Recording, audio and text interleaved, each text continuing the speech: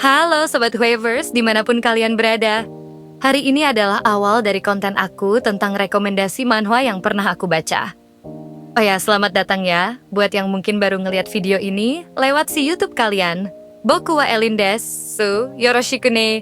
Dan welcome back buat penonton lama Elin. Jadi langsung aja ya ke ceritanya. Eits, tunggu dulu, abis yang satu ini.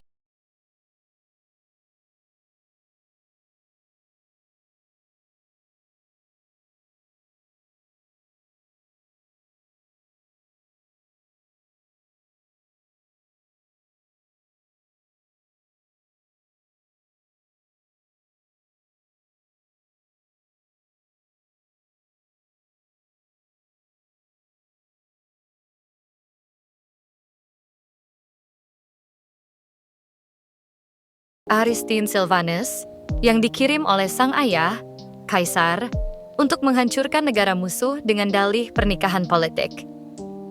Kaisar Sylvanus, yang mendapat gelar penakluk terkenal, dapat menaklukkan apapun selama ini merasa tidak puas karena gagal menaklukkan negara musuh. Irugo, tempat calon suami Aristin Tarkan berada. Raja dari Irugo yang sangat menginginkan perdamaian pun mengusulkan tentang pernikahan politik tersebut. Atas kekalahannya, Kaisar Sylvanus pun menerima usulan itu dengan menumbalkan putri pertamanya yang tidak berharga untuk menjadi pengantin Tarkan. Negara Irugo terkenal dikuasai oleh besi dan api, sehingga binatang buas menumpuk mengelilingi wilayah mereka, membuat mereka dijuluki dengan nama liar juga barbar. Dengan kasih sayang, Kaisar tega memperlambat perjalanan anaknya yang harusnya bisa tiba dengan cepat di Irugo. Ia juga dengan sengaja menyuruh pendamping serta pengawal untuk mengganggu, bahkan mencelakai Aristin dalam perjalanan. Memastikan agar Aristin sampai di Irugo, bagaikan tikus malang yang jatuh ke dalam got. Namun Kaisar tidak tahu bahwa kemampuan mata Kaisar milik Aristin yang diragukan olehnya itu ternyata benar-benar ada dan membantu menyelamatkan Aristin. Mata Kaisar adalah kekuatan yang dapat melihat masa lalu, masa kini, dan masa depan. Kaisar sangat menginginkan kemampuan itu, tapi ia tidak sadar jika Aristin memilikinya. Dan dengan tidak tahu malu, menumbalkan Aristin untuk menjadi kehancuran negara musuh, dengan niat memicu kembali peperangan tanpa tahu bahwa itu akan menjadi bumerang untuknya di masa depan. Kesan pertama Aristin, setiba di kerajaan Irugo dinilai buruk dan menghina Tarkan oleh orang-orang Irugo.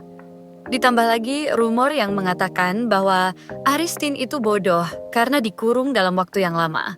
Namun Tarkan tetap menerima Aristin karena mengingat bagaimana ayahnya sangat ingin berdamai dengan Kaisar Sylvanus. Tarkan malah merasa kasihan pada Aristin karena pengawal dan pendamping yang seharusnya menjaga serta melindunginya kini ikut menggunjing dan mencemoohnya seperti orang-orang dari Irugo. Itu menambah kesan dalam benaknya bahwa Aristin adalah sosok putri yang manja dan lemah karena tumbuh besar dalam kasih sayang Kaisar. Karena tidak sanggup lagi, Tarkan menggendong Aristin dan menyelimutinya dengan kain sutera, lalu menyuruhnya mandi. Bagaikan upik abu yang disulap menjadi Cinderella yang cantik. Semua mata dibuat terpesona oleh paras anggun Arenstein yang sesungguhnya, termasuk Tarkan sendiri. Akan tetapi dengan pendirian yang teguh, Tarkan bersumpah tidak akan berubah alias jatuh cinta pada Aristin. Ia bahkan sempat menekankan hal itu pada Aristin sebelumnya.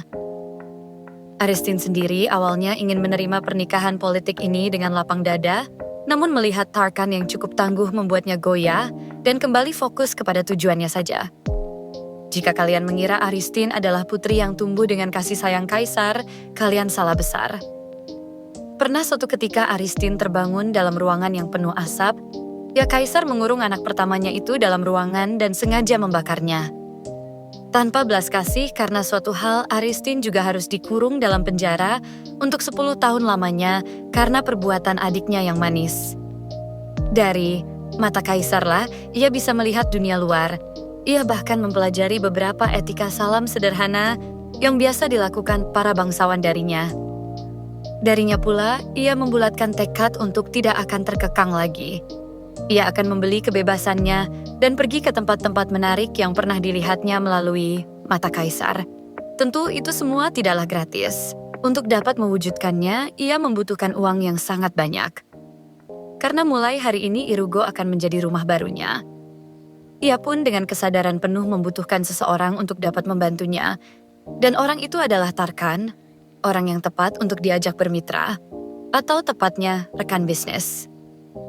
Aristin pun mengajukan hal itu dan berusaha meyakinkan Tarkan, dimulai dari mengambil hati yang mulia raja, ayah Tarkan, juga membungkam sanak saudara-saudari Tarkan dari fraksi yang mulia ratu, yang sangat menentang dan memandang rendah dirinya di hadapan Tarkan langsung.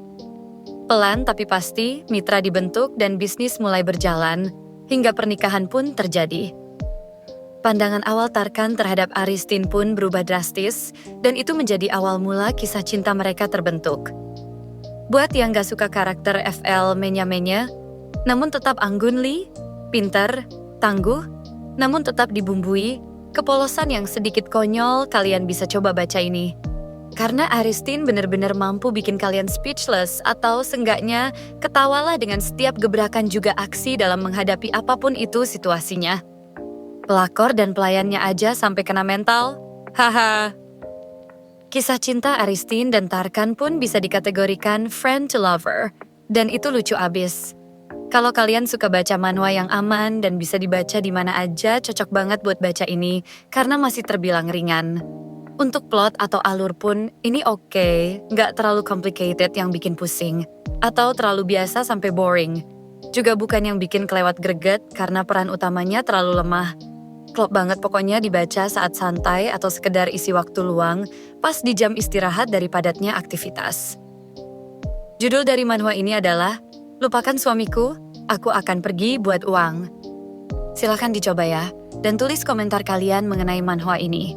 Sekian dulu nih dari Ellen, subscribe for more. See you Wavers!